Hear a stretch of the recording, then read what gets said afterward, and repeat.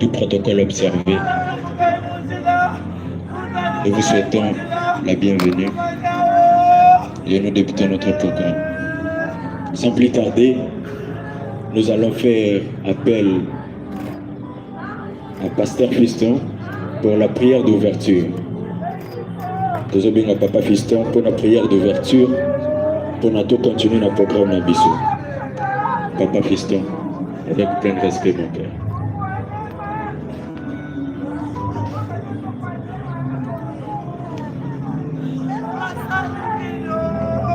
Merci Tosambela. Zambe tata na biso zwami na likolo. Tolobi matondi na tongo na lelo. Esepelisaki okozwa mosali na yo bel. Lelo Zambe eza mokolo ya suka mpona kokabwana na mwana.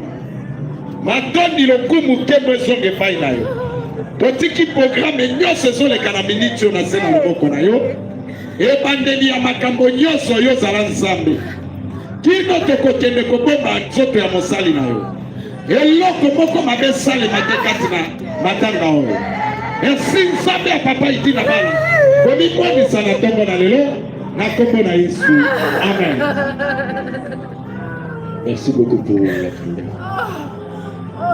Messieurs, dames, comprenez que nous sommes choqués par la triste nouvelle.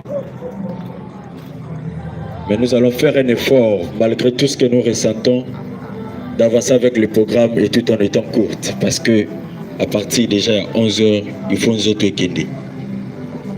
Alors, sans plus tarder, nous allons Pasteur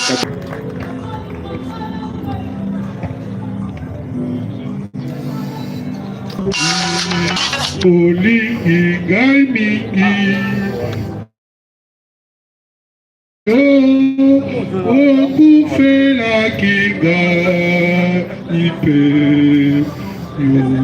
yokanisi ngai nzela yemba aleluya nga nalingi kolo ye Yesu Masiya aleluya na Yesu nga nalingi kolo ye Yesu, Alléluia, na Yesu, Yesu yo malamu, mingi yo, pesaki ngai bomo kozala se na seko.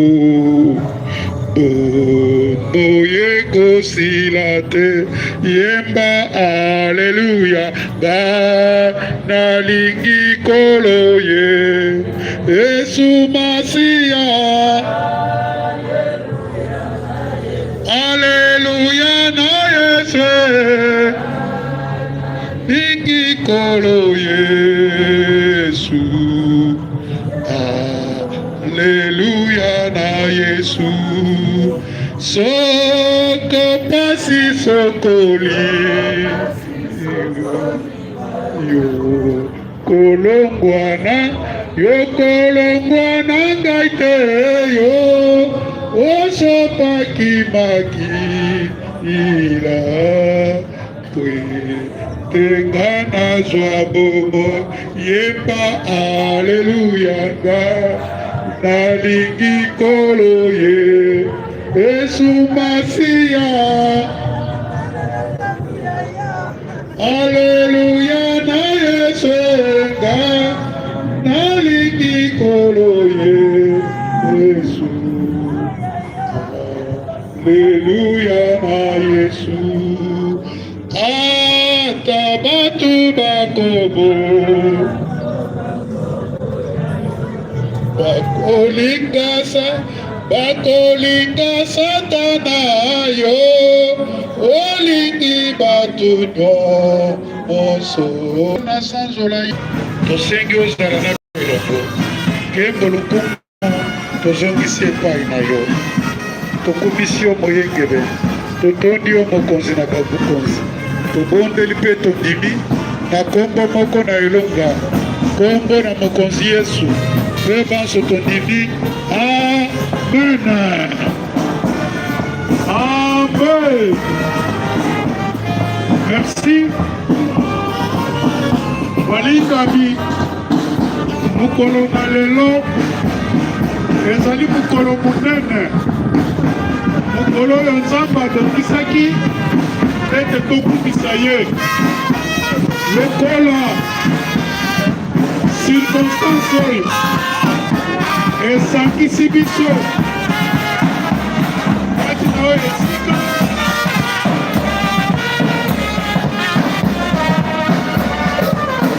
sika tokumisa nzambe oyo tonetola ye puisque abongi na lokumu abongi na nkembo abongi mpe na masanzo. Bien-aimés dans le Seigneur, nous sommes en ce lieu pour une circonstance oyo mutu akoki te kopekisa yango. Je crois que ça fait mal au cœur. Basusu bazali kolela komibwaka, basusu bazolela na mitema, pasi na kati ya mitema, vai na miso ezotanga na kati na motema. Bandeko, toyeba ete Nzambe abongwani te, azali motindo moko lelo lobi mpe libela na libela. Na circonstance oyo Nzambe abongwani te, atikali kaka ndenge moko. Bible eza koyebisa biso ete Nzambe nde mokonzi ya milimu nyonso na se na mokili oyo. Nzambe nde nkolo bomoi. Omoni ndenge tozali na bomoi, bapese eza na bomoi, nyama eza na bomoi, bapuku baza na bomoi. Alors ata pese ata ngungi ekoki kokufa te soki Nzambe apermettre te. Seke eloko nyonso Nzambe asalaka eloko nyonso na lolenge ya asepeli, na lolenge ya alingi. Raison pour laquelle yo na ngai to comprendre tozo dépendre te na volonté na biso, mais tozo dépendre na volonté ya Nzambe. C'est pourquoi Bible elobi tango bokobondela bolobete que la volonté de Dieu soit faite. Mukano na Nzambe esalama kasi ya biso te. Alors je vais parler un petit peu du kolo na mukano na Nzambe, la volonté de Dieu. Volonté ya Nzambe ezali eloko ya petete ndenge peut-être tozotanga na Biblia tolobi que la volonté de Dieu soit faite au sepeli, mais volonté ya Nzambe ezalaka pasi makasi na kosepela. Batangela biso na mukanda na Matthieu chapitre 6. Tobandi na verset 6 kosuki na 12. S'il vous plaît, lecteur.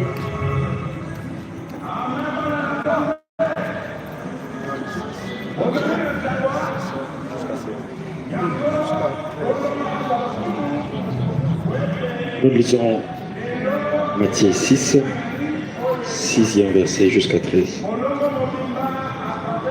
Mais quand tu pries dans ta chambre, ferme ta porte et prie ton Père qui est dans le lieu secret. Et ton Père qui voit le secret te le rendra. En priant, ne multipliez pas de vaines paroles, comme les païens qui s'imaginent qu'à force de parler, ils seront exaucés. 8e. Ne leur ressemblez pas, car votre Père sait de quoi vous avez besoin, avant que vous ne puissiez le demander. 9. Voici donc comment vous devez prier. Notre Père qui es aux cieux, que ton nom soit sanctifié, que ton règne vienne, que ta volonté soit faite sur la terre comme au ciel.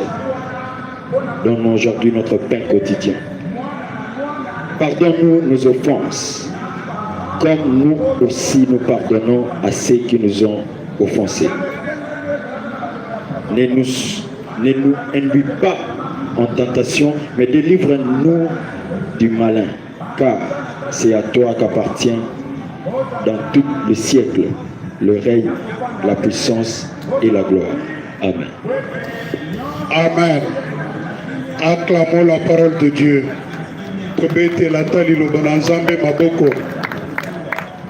Merci. Nalingina lobela muke likolo na volonté, que ta volonté soit faite.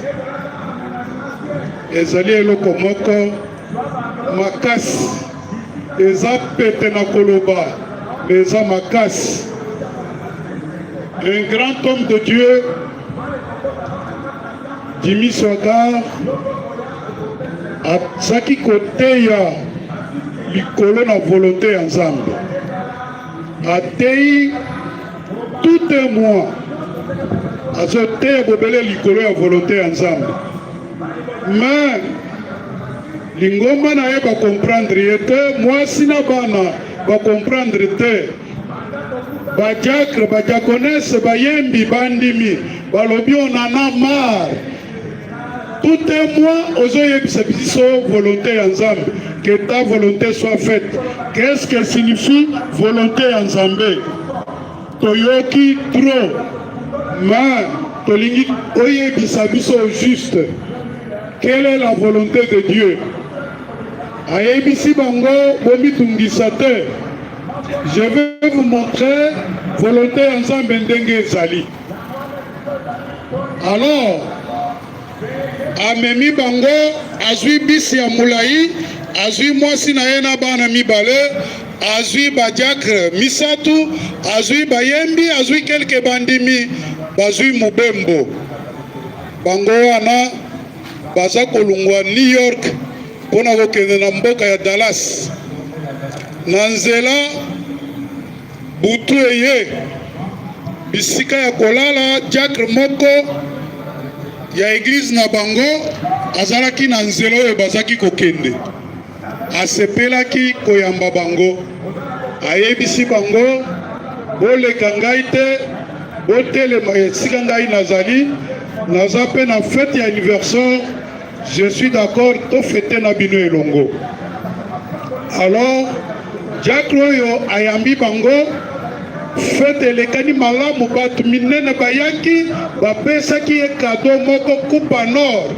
Nzoka nde na kati ya coupe nord wana ezalaki na bombe, ke tango ye akovanda na coupe wana esali 48 heures esengeli bombe wana esekrase akufa ye na mwasi na bana na libota na ye na bayini na ye to na bato oyo bazaki koseperaka na ye te, balingaki ye te. Na ntango balali, paster alamuki na butu akei, puisque bakado batiaki yango na salon, abimi na salon, azwi coupe wana nord, ayebisi bango nyonso boto sepeli. Mais pourquoi oyibi coupe ye kado na ye ya coupe nord oyo eleki bakado? Pourquoi ozwi kaka coupe na ye wana? Ye ayebisi bango c'est la volonté de Dieu. Azwi coupe wana bazokende na nzela bakomi na mboka moko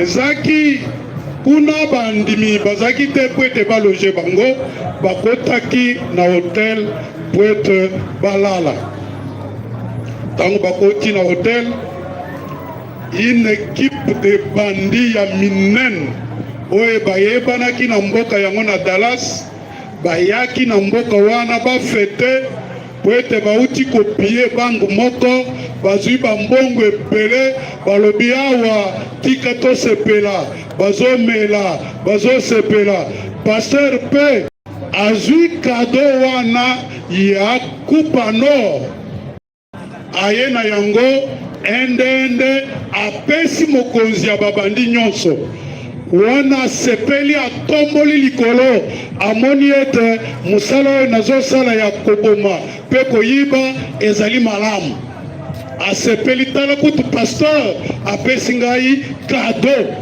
kupa nord eyo eza lipamboli munene mosala oyo nzambe ayebi bamiyibi mokolo babomaki yesu moko azalaki na droite moko azalaki na gauche biso bamiyibi toyebani tala ata pasteur akanisi biso aye kopesa biso kado kupa nord bavandi na kati ya fete vers ba 4 heures du matin pasteur ayebisi ekipe na ye tobima na hotel tokota sikao na mutuka tokoba na voyage ntango bazokende na voyage ndeko na ngai yoka nayebisa yo bakomi 4h30 bombe explose babandi nyonso tu bakufi ata moko te abikaki amen sikawa mwasi na bana na bandeko ya eglise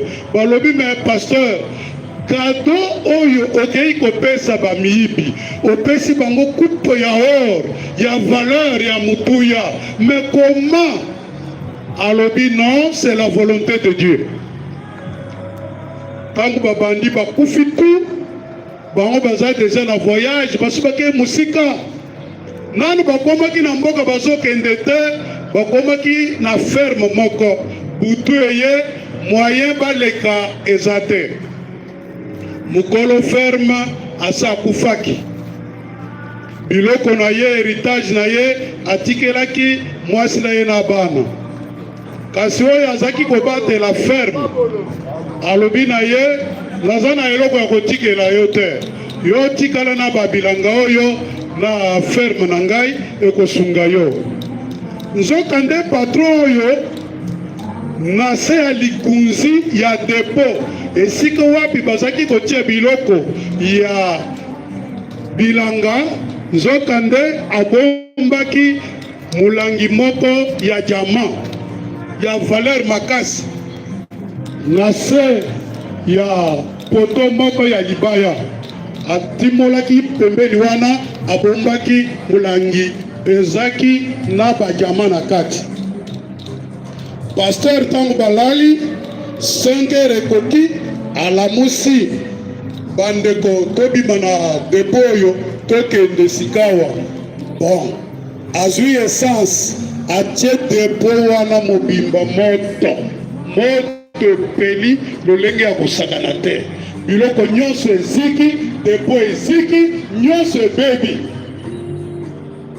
alors batuni ye moto oyo ayambi biso bien koma ozotumba esika alalaka ozali na mawa te pasteur alobi c'est la volonté de Dieu amen bazokoba na mobembo bakomaki papa oyo aye atali eloko esalami alobi me bato oyo bazangi mawa abandaki moto ntango esili abandi korekipere ata ndambo ya mabaya asala ata mwa angari ya moke abanda kolala na kotimola mabaya wana aye kolokota molangi wana ya jama asepeli asote alobi soki pasteur atumbaka ndako oyo te nalingai kozwa bozwi oyo te sikawa pasteur akomi na Dallas atei 3 jours après akomi kozonga bazongeli kaka nzela wana moko akomi na ferme wana papa wana yambie na esengo alobi nalobaki mabe mingi mpo na ntina na yo ndenge otumbaki deboye esika nazalaki kolala batikelaki ngai yo ye kotumba yango nzoka nde c'était la volonté de Dieu ntango nazalaki kotimola na se na lokoti tala mulangi oyo ya jama naza na bozwi moko awa naza na esengo moyen ya koloba eza te papa pasteur zwaka mbuma ya jama oyo esunga mpe yo pasteur aleki ayebisi mwasi na bana na bandeko omoni c'était la volonté de Dieu omoni ndeko ndenge asepeli c'était la volonté de Dieu bakomi na mboka esika wapi babandi bakufaki nayebisi yo gouverneur ya mboka wana a mobilisé bateau alobi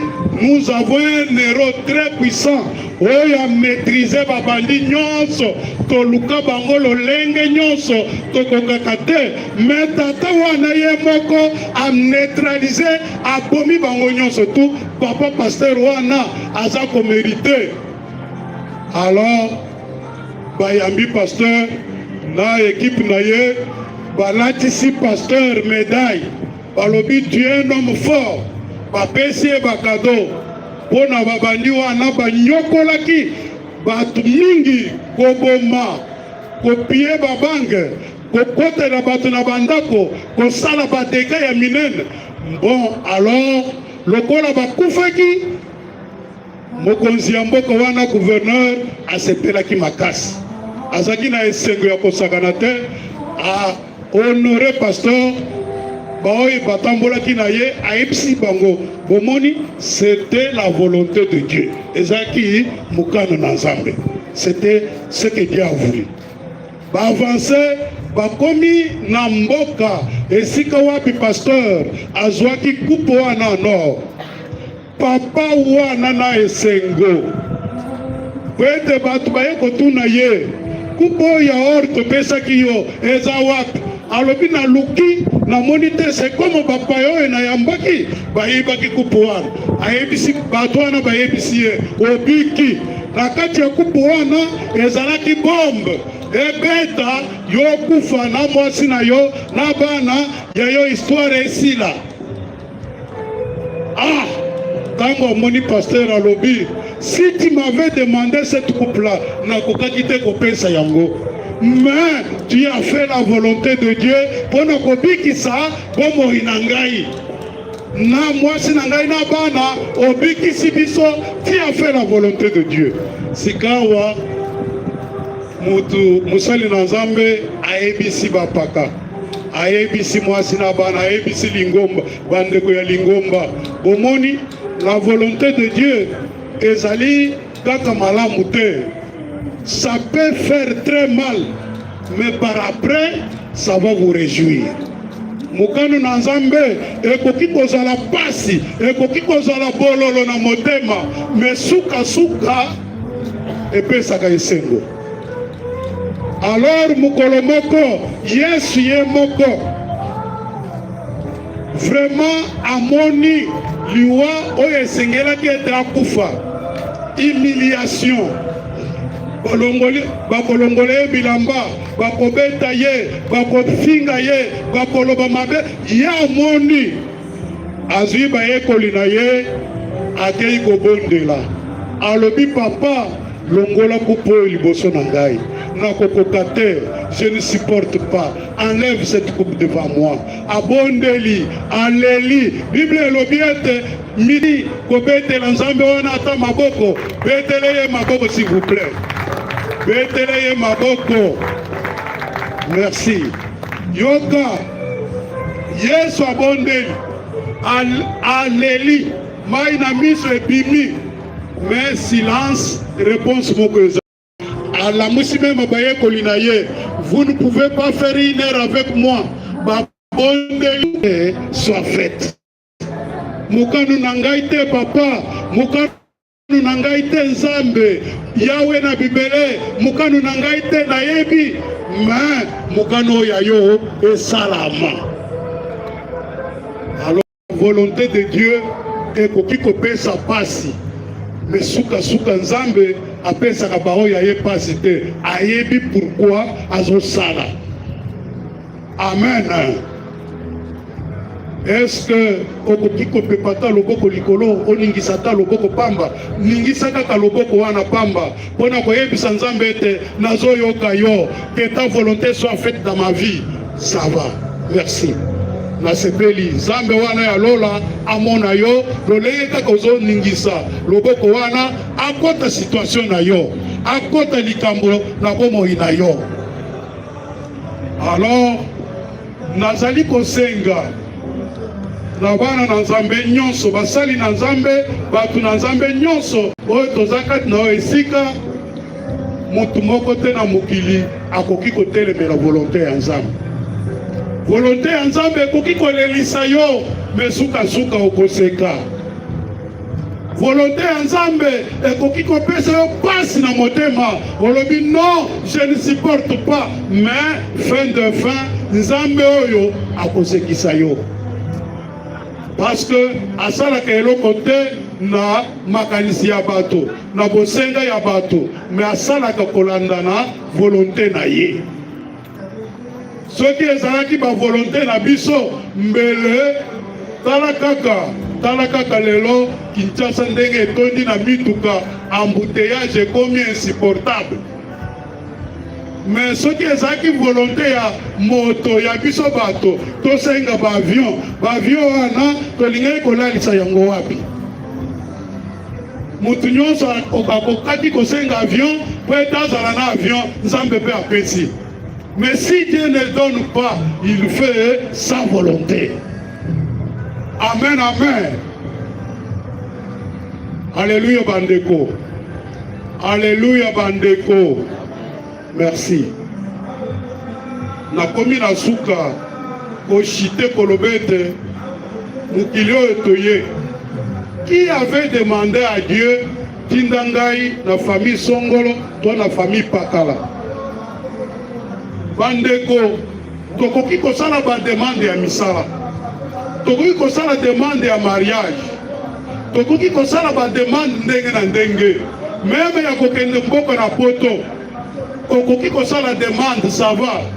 Mais demande ya kobotama na libota Songolo to Pakala, mutu moko te akoki kosala yango, wana ezalaka réservé uniquement pour nzambe ye moko. Si tu es dans cette famille-là, ata bandoki bazali, soki nzambe atindaki yo na famille wana, ayebi ete bandoki bazali. Ata batu mabe bazali, ye moko nzambe oyo atindi yo, ayebi ete batu mabe baza na mboka wana. Ata bapara na yo balingaka yo te, nzambe ye moko ayebaki ete bapara wana bakolinga yo te. Raison pour laquelle nazoyebisa mutu moko na tango oyo pona koshite lokolo osengaki te oya na mokili, oza mpe na droit te ya kosenga ete ngai oyo naboyi kokufa. Mutu moko te akotikala libela na mokili oyo. Biso nyonso ata osali 100 ans, ata osali 150 ans, ata osali Adamu kutu basalaki ba 900 ans bakufi batiki. Ezana basusu basala 300, 600 ans, mais bakufi batiki mokili oyo. Cela veut dire que yo nangai un jour tokotika mokili oyo, pas dans notre propre volonté, pas na volonté ya bandoki wana, pas na volonté ya diable to ya batu mabe, mais na volonté na ye moko nzambe. Parce qu'il est écrit, qui dira qu'une chose arrive si l'Éternel Dieu ne l'a pas ordonné. Eloko moko te ekoki kokomela mokristo soki nzambe a permettre yango te. Que Dieu bénisse sa parole. Nzambe apambola liloba na ye. Merci. Est-ce que tokoki kosala mwa mouvement moke totelema likolo mpona kopesa nzambe oyo merci oyo amemi biso na kati esika oyo. S'il vous plaît, si vous pouvez vous mettre debout.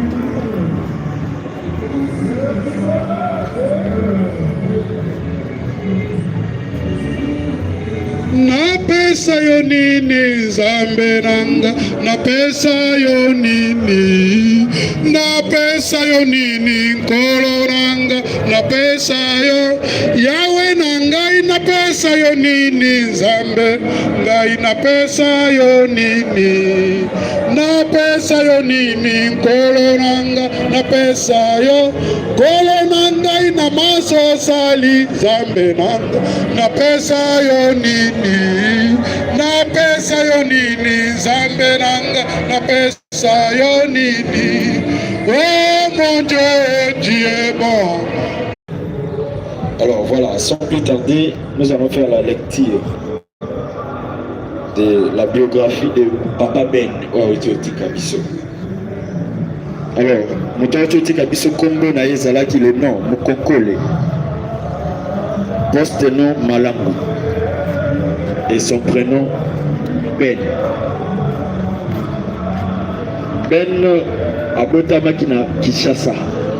Il est né à Kinshasa le 28 janvier 2009. Ben, fils de M. Malangu Aleki et de maman Yabenda Tchunzanani. Eux accueillis à Bandaki Kotanga.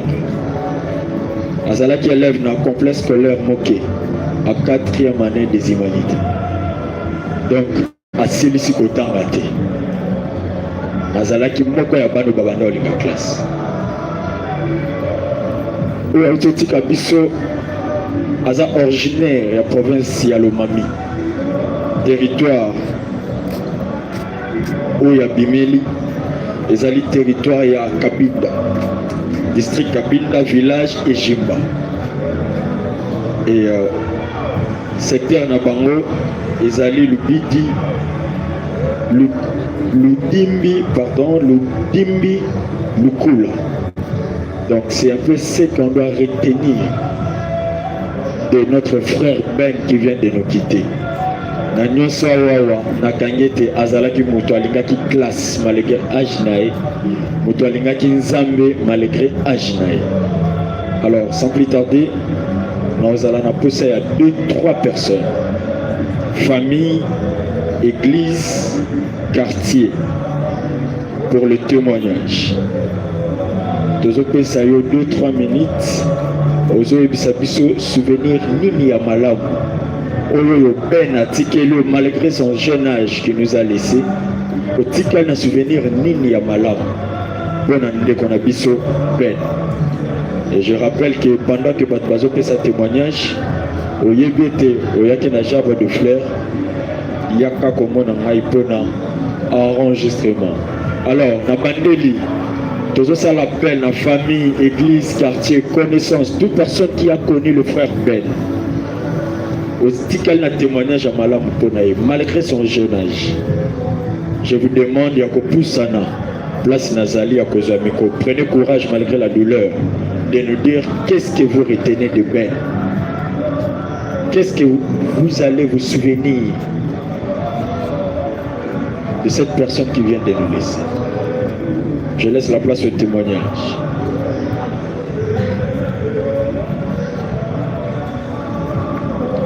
Les micros est sans fil. Témoignage. Jusque-là, témoignage de Toisaté. Ok. Moi, je vais témoigner au nom de Ben comme je l'avais fait hier. Ben, je le connais à l'église. Et à l'église, je suis président de la jeunesse. Et la seule chose que moi j'ai connue de Ben, et qui a zalaki mwana moko ya kimia, et ça moi passe au Ben dans l'église avoir des problèmes avec ses confrères. Izaki moi passe. Azaki mutumoko, c'est comme si abandon linga makambité. Moi, dans mon kimia. C'est ça que moi je retiens de Ben. Et en deuxième position, le qu'on a retenu, il y a Ben Eza que après classe, chaque mardi, après classe, il passe à l'église. Après classe, Ben était à l'église. Comme je l'avais dit hier, en Olinga classe, Nanzam Benzela Naïza Poleli. Voilà un peu ce que moi je peux retenir de Ben. Voilà. On l'encourage par nos applaudissements, comprenez? On l'encourage par nos applaudissements. Bonjour à tous. Je m'appelle Dylan, je suis ancien voisin de Ben et collègue à l'école au complexe scolaire Cardinal Monsengo.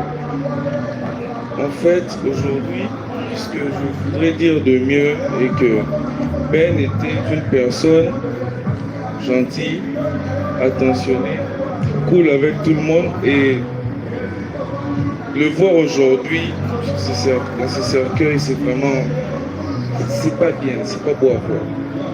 Et dire qu'il n'y a pas longtemps, j'ai enterré mon frère, on a effectué les cérémonies seulement ici, et à la maison j'étais avec Ben, c'est lui qui m'a, comme on peut dire à l'époque, mon concurrent.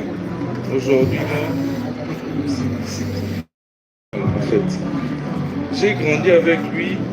Et j'ai appris que c'était une personne qui évitait les problèmes. Aujourd'hui, c'est vraiment navrant de voir Ben aujourd'hui dans un cercueil parce que j'étais avec lui à peine le lundi. On s'était même entendu qu'on se verra le mardi et mardi j'entends qu'il est décédé. C'était vraiment mal. Et je sais pas.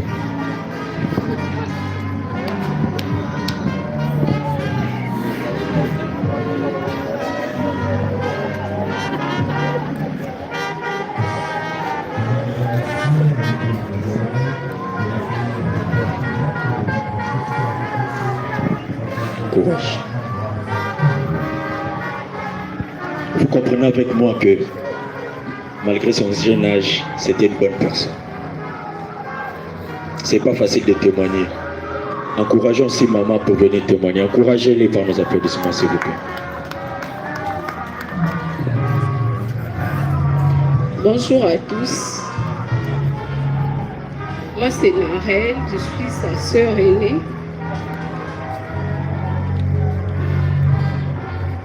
On a toujours entendu que les gens meurent d'un coup. On ne savait pas que ça pouvait nous arriver aussitôt. Ben, il était jumeau. Sa particularité, c'était qu'il avait un esprit ouvert. Il ne cachait pas des choses. Même si les sissons n'étaient pas bien, il les disait. Il était très comique. Des fois, il me disait que toi, tu ne grandis pas. Tu ne grandis pas, je l'ai dit. Je reste ta grande sœur. Pour ne pas beaucoup dire, c'était vraiment une très bonne personne. Je sais qu'après ces moments, certains vont rentrer.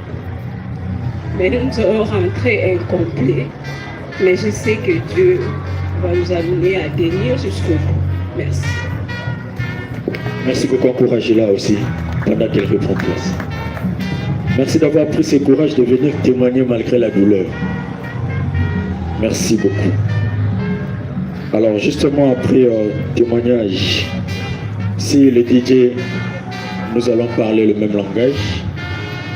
Nous allons faire appel au nom que j'ai ici pour la remise des gerbes de fleurs. Alors, kasi neza cercueil ezofungwa mate ezotikala kaka ndenge eza wana. Vous déposez, oui, vous déposez, on vous appelle, vous faites le tour. Nous allons appeler dans l'ordre tous ceux qui n'ont pas ville. Alors déjà pendant que je suis en train de parler, je demande à la famille Malango de se préparer déjà pour approcher avec leur gerbe de fleurs. La famille Malango, approchez-vous déjà avec votre gerbe de fleurs pour aller le déposer là devant. Juste après la famille Malango, ce sera le papa Lexi. le père biologique de Ben qui va passer avec le chef de Boula. La famille Malango. Nous gagnons le temps.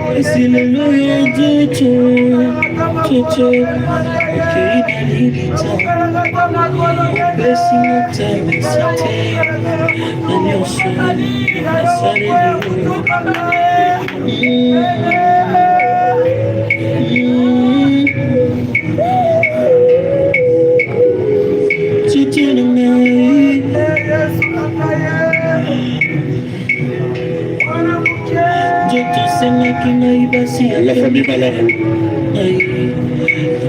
La famille Malango.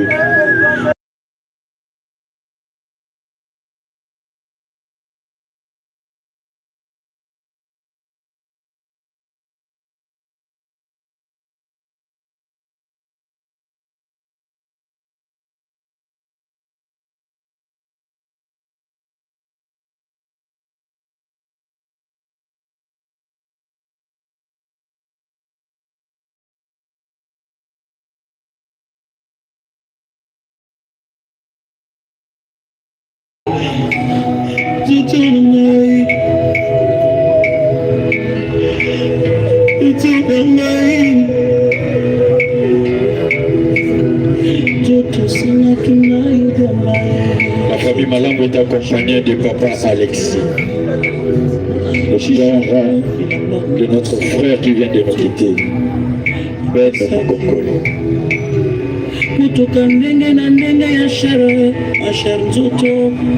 Et justement après la famille Malango et papa Ben, papa Alexis, nous allons avoir la famille du côté maman, la famille Chouza du côté maman, la famille Chouza, la famille de maman Nana. Apprêtez-vous avec vos jambes de fleurs. Justement après la famille Malango, nous allons faire l'appel à la famille Chouza et s'approcher avec leurs jambes de fleurs également.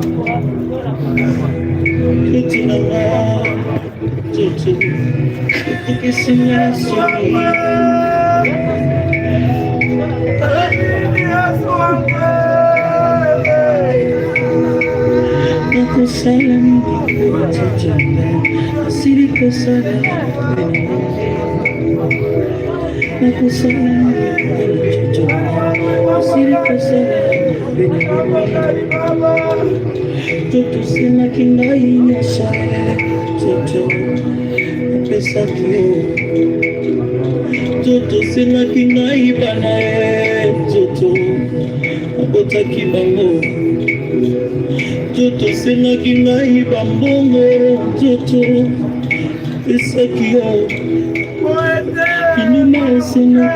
Merci beaucoup la famille Malango. Nous faisons appel à la famille de maman Nana, la famille Chouza. Approchez-vous également avec votre jambe de fleurs. La famille Chouza, nous vous demandons de vous approcher également avec votre jambe de fleurs et de déposer.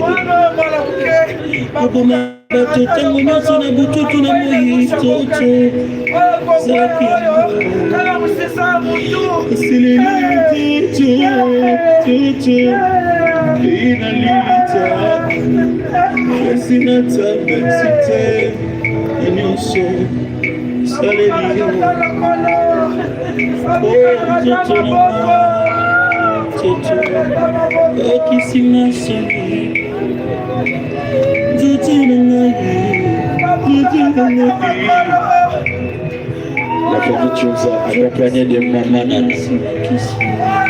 Maman Nana Chouza.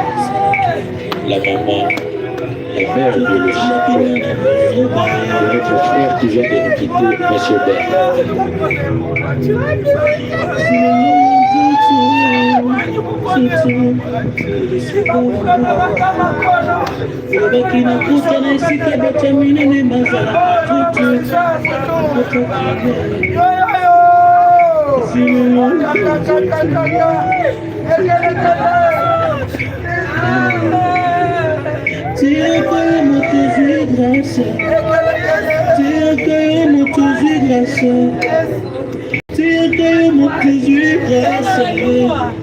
Te accueille mon aujourd'hui grâce.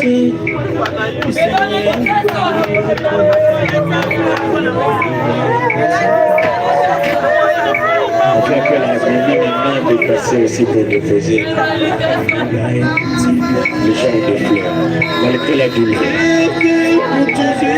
Maman Nana.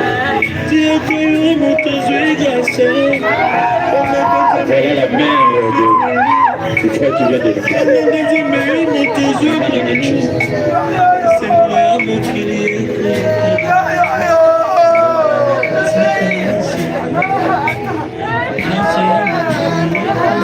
Laissez mes frères de Ben, préparez-vous parce que justement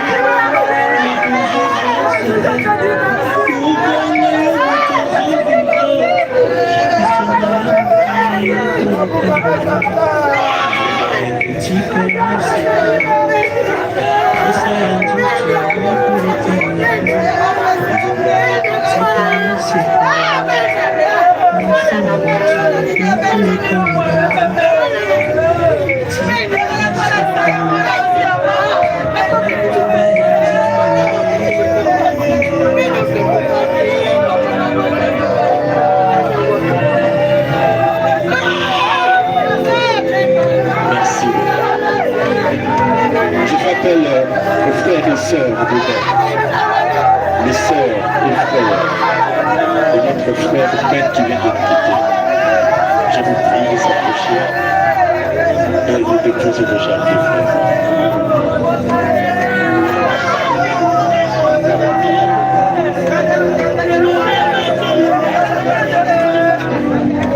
Les frères et sœurs de Ben, merci.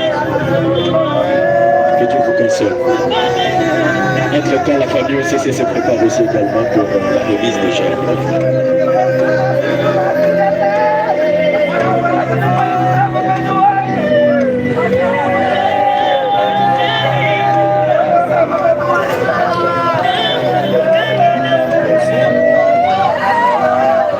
La famille OCC pour leurs compagnons.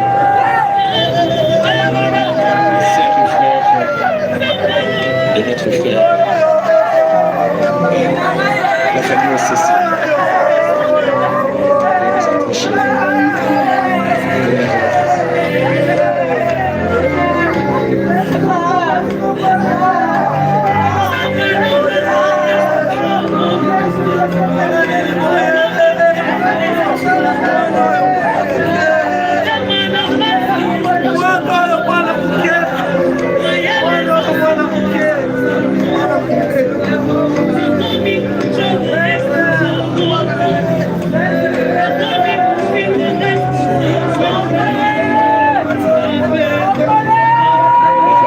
Se prépare aussi, juste après.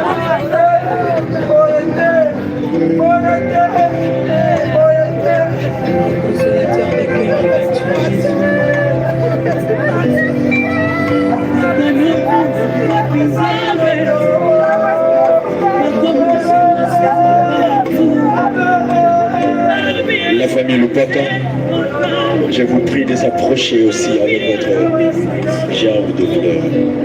La famille Lupaka.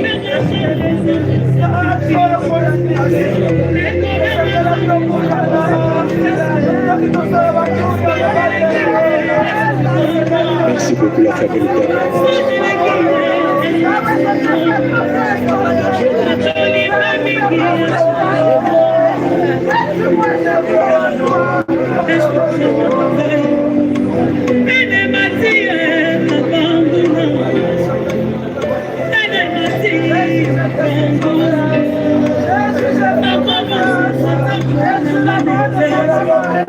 L'église fait pas que les amis malades se préparent après la famille.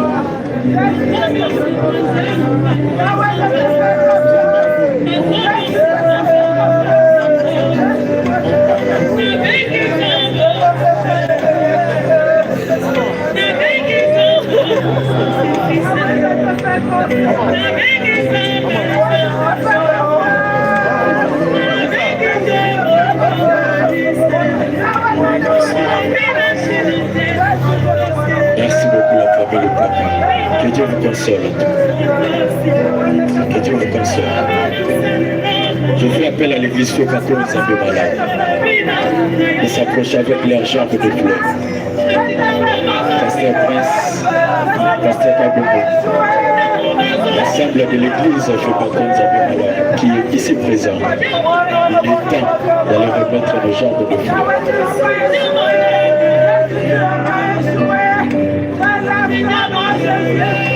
L'église Fokako Nzambe malade, approchez-vous pour les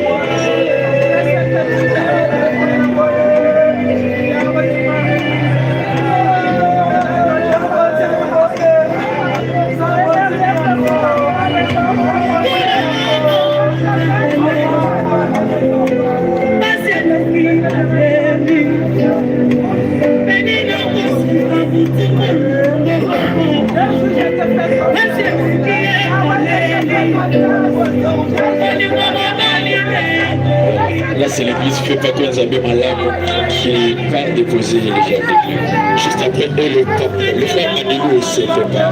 Madilou, ça ne peut pas que la remise des gens.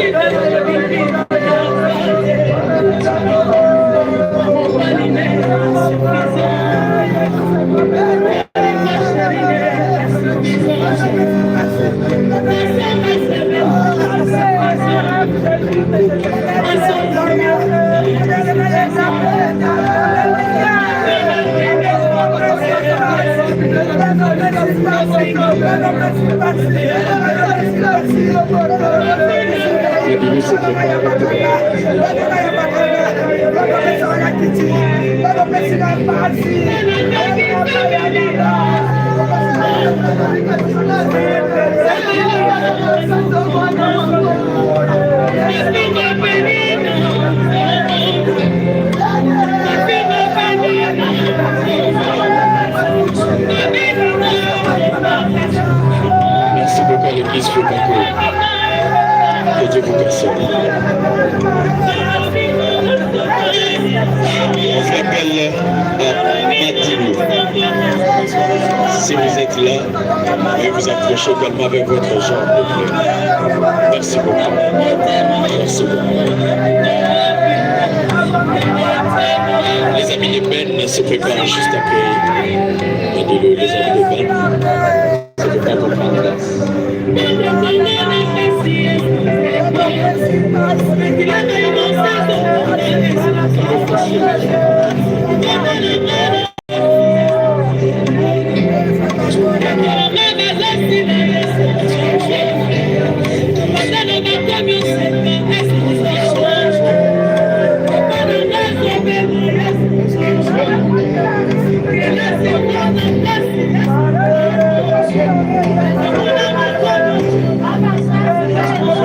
Les amis de Ben.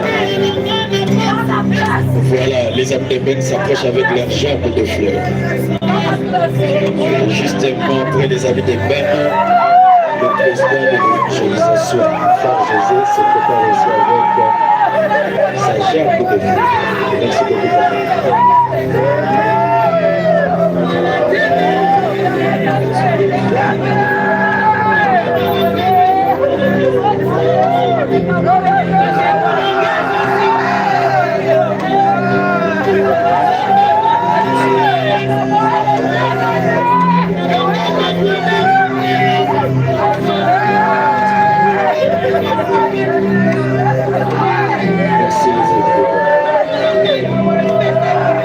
Président de l'évangélisation, le frère José aussi, et sa fête. La lutte continue, ce n'est que les amis de Ben qui s'approchent pour la remise des jambes de fleurs.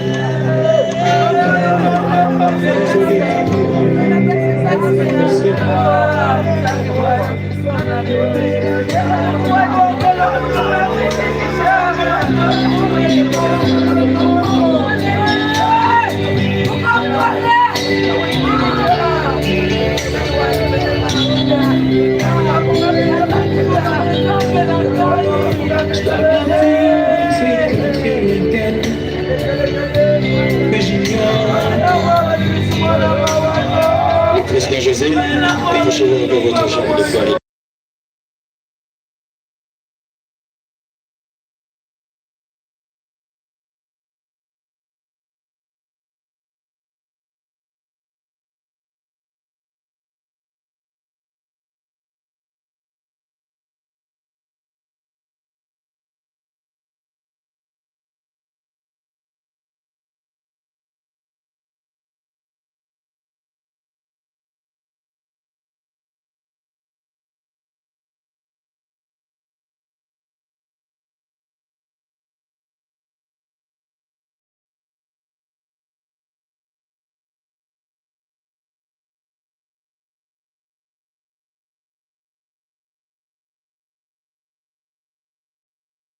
chers familles, chers parents, mesdames et messieurs, tout protocole observé.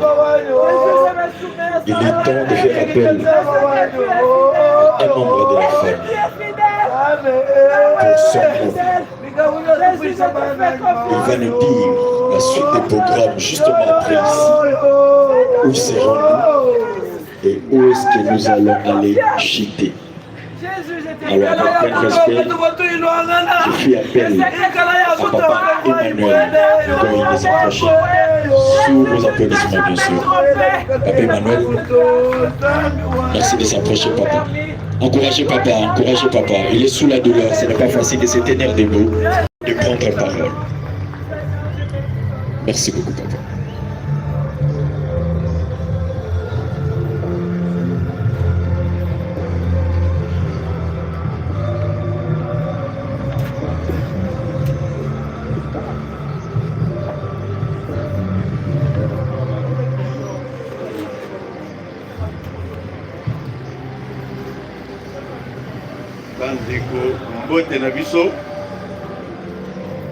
Bonjour à tous.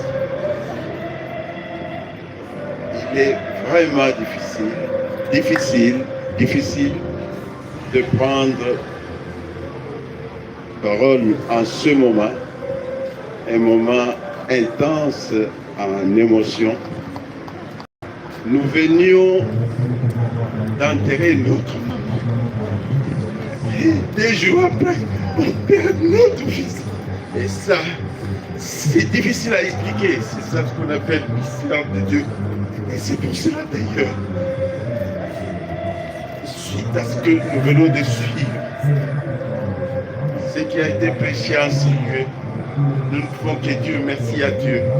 Car nous, en tant qu'hommes, qu'est-ce que nous pouvons dire? Car Dieu est juste et bon. Et c'est pourquoi il a permis. Et surtout, de nous prendre cet enfant à son bas âge. Il n'a même pas encore fait quelque chose dans sa vie. Et nous venons d'enterrer notre maman. On aurait souhaité à ce que cet enfant nous enterre. Et c'est nous maintenant qui allons enterrer cet enfant. Seigneur, nous ne pouvons que te dire merci. Car nous ne pouvons rien faire. Nous ne pouvons rien faire. Quand toi tu as décidé, personne ne peut en fait dire un mot. Merci Seigneur pour cela. Baninga, na pisino merci mingi. Baoyi baye kotala. Papa et maman de Ben, Monsieur Malangu Alexis et Benda Chunza Nana. Topesvino, merci mille pour votre présence, pour tout ce que vous avez fait, que ce soit sur le plan moral, que ce soit sur le plan financier. Merci pour tout cela. Que Dieu vous bénisse abondamment. En ce qui concerne le programme, nous allons d'ici 11 h nous rendre au cimetière Nécropole 1 à Sélé, où nous allons enterrer, déposer le corps de notre fils, Ben Mukonkole Malangu. Après l'enterrement, au retour, nous allons nous retrouver dans la parcelle familiale où nous allons en fait partager un petit verre qui est réservé pour cette occasion. Et après cela, s'il vous plaît, il n'y aura pas en fait de deuil, mais ceux qui pourront en fait descendre pour dire bonjour, consoler la famille, pourront passer. Mais ce qui concerne le deuil, après l'enterrement, dès qu'on rentre, dès qu'on a partagé le verre, il n'y aura pas en fait de deuil. Merci pour tout ça.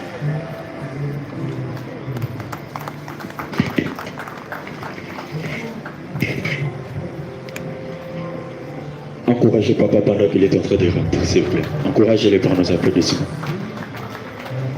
Merci beaucoup Papa Emmanuel pour ce courage. Merci. Messieurs, dames, tout protocole observé, je vais demander au pasteur Kabongo de venir pour la prière de clôture. Priez pour la famille. Priez pour recommander notre route entre les mains de l'Éternel et la suite des programmes. Priez pour la famille, les enfants, vu qu'il était jumeau, pour son frère également qui est resté. Pasteur. Merci. S'il vous plaît, nous sommes des chrétiens. Bana oyo ben nande kunaye bazaki ba mapas. Alors Nzambe asepeli kozwa moko mususu atikali famille pe etikali na bande mususu. Tozali na cérémonie mususu te oyo tokoki kosala pour le moment. Peut-être biso tosalaka ba cérémonie wana te. Raison pour laquelle tokobenga papa, maman, bana, babelema awa tosala prière pona bangona basali na Nzambe mususu oyo bazali awa tobondela pona libota oyo Nzambe protéger bango, Nzambe asunga bango.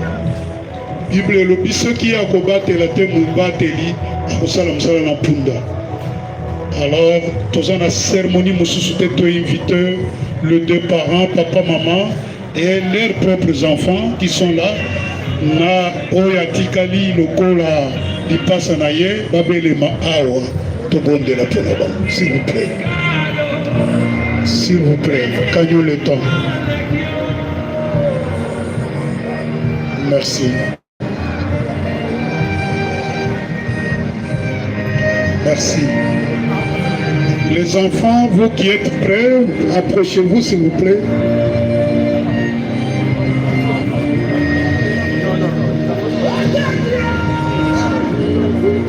Les enfants sont restés à la maison. On est tous comme ça, nous prions pour les parents. Que Nzamba Sunga. Je crois au retour du cimetière. Vous pouvez vous agenouiller.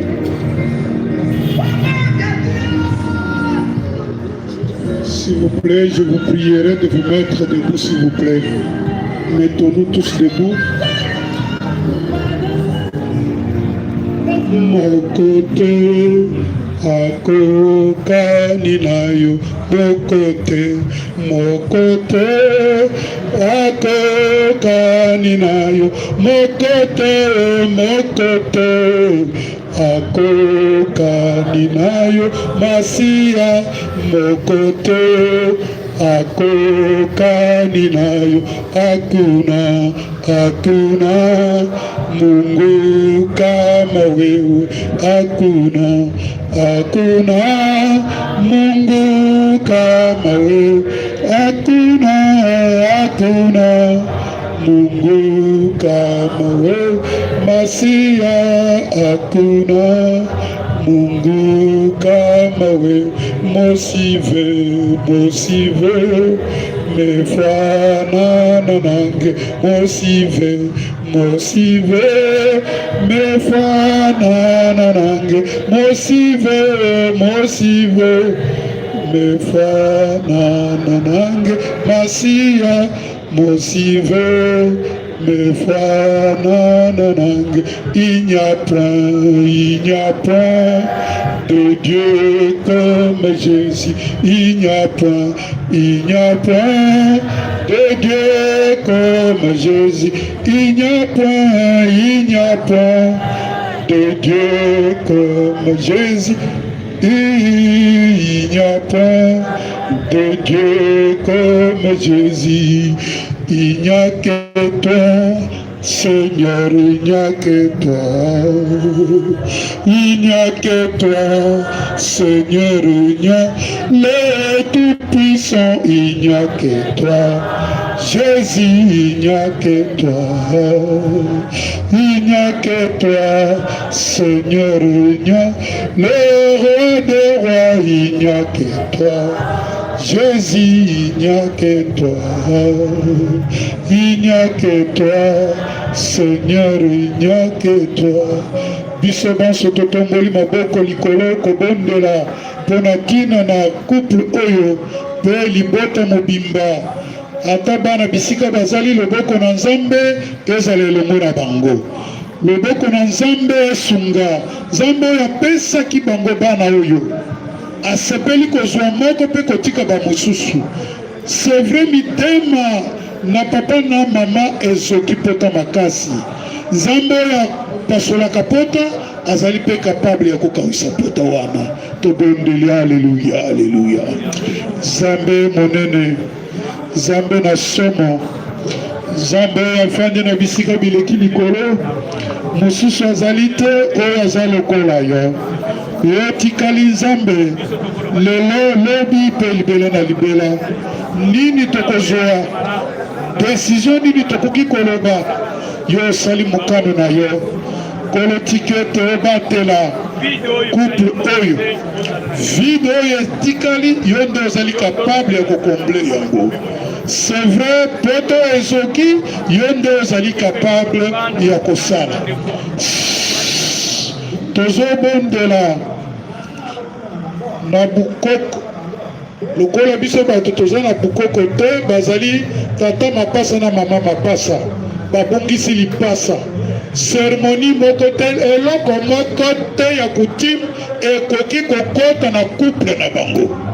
Na kombo na Yesu Kristo nyonso oyo bakoki kobongisa lelo ezali kobongisama sikasikawa epai na Nzambe ye moko.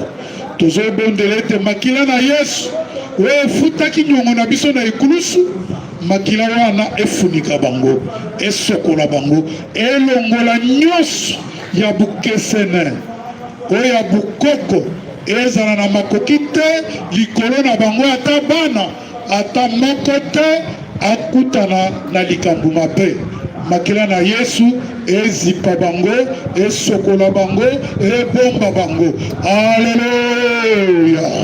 Tobeleli makila na yo le tout-puissant. Tobeleli makila na yo le lion de la tribu de Juda. Tobeleli makila na yo esopanaki na ngomba na Golgotha. Yo efutaki nyongo na biso na ekulusu. Seremoni mosusu ekosala meza te. Sika wa Nzambe tikete makila na yo efunika bango. Makila na yo esokola bango.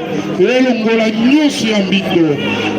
Na bukoko esengelaki kofuta basoso bantaba kosala baseremoni ndenge na ndenge me Yesu yo osopaki makila na yo oyo eleki ntaba oyo eleki soso oyo eleki nyonso oyo tokoki kopesa makila na yo Yesu esokola ezipa bango kolo tikete obatela bango ata bakozonga esika moko monguna amona bango te. Nzambe monene pe Nzambe na somo tobeleli kombo na yo ete oprotege couple oyo ngolo na yo ezala likolo na bango monguna amona bango te makila na yo esopanaki na ekulusu ezipa moko na moko. Merci mpona koyoka biso po ete yo ofutaki nyongo na biso na ngomba na Golgotha. Opesaki makila oyo eleki makila na ntaba eleki makila na ngombe eleki makila na soso to ya pigeon makila na yo eza capable na minute oyo esi efuti nyongo na biso mpe nyongo na bango. Kombo na yo ekomisama totondi yo tokumisi yo na manso na kombo moko na elonga kombo na mokonzi Yesu. Amen. Merci. Merci. Merci. Merci. Merci. Merci. Que le Seigneur soit avec vous.